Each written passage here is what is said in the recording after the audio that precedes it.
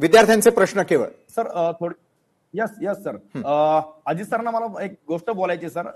जर सरकार विद्यार्थ्यांबाबत इतकं संवेदनशील आहे, 13 दिवस लागले, काही प्रॉब्लेम नाही, पण जर सरकारला याबाबत चिंता असेल तर सरकारच्या मुख्यमंत्र्यांच्या प्रतिनिधींनी आमच्यापर्यंत यावं, विद्यार्थ्यांशी चर्चा करावी. त्याचबरोबर अजित सर आता बोलले की तुम्हाला छानपैकी सर्व काही भेटलं पाहिजे सर. त्यामध्ये डीबीटी रद्दचं जे प्रकरण आहे सर, त्यावर तुम्ही काय बोलणार आहात? डीबीटी जर रद्द झाली तर आमच्या भगिनींना, आमच्या विद्यार्थ्यांना छानपैकी जेवण भेटू शकतं, त्यांना गरम जेवण त्या वस्तीच्या ठिकाणी उपलब्ध होऊ शकतं. जे काही नुकसान होतंय, जे काही शारीरिक नुकसान होतंय, हेल्थचा इश्यू तयार होतोय, तो फक्त ह्या डीबीटी मुळे होतोय. तर अजित सर याबद्दल तुम्ही बोलू शकता का सर?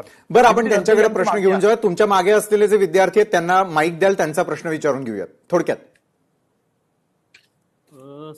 सर 13 दिवस झाले सरकारला याविषयी काही बोलूशी वाटत नाही. तर माझं सरकारला असं म्हणणं आहे का आमच्या विद्यार्थ्यांचा मृत्यू तुम्हाला पाहिजे का? म्हणजे तुम्हाला आम्हाला मारायचंय का, असं आमचं तुम्हाला सरळ बोलणं आहे. बरं, पुढचा प्रश्न थोडक्यात. सचिव म्हणतात महाराष्ट्र शासनाच्या आमच्या डिपार्टमेंटचे की आम्हाला इंग्लिश टीचर भेटत नाही आश्रमशाळेमध्ये, मग आम्ही शिकायचं कसं? आम्हाला शिक्षक पाहिजे सर.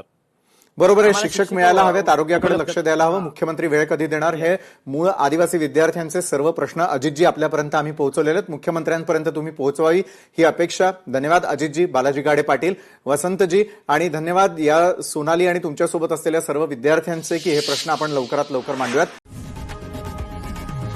लोकशाही मराठी ऐका, पहा, जागरूक रहा.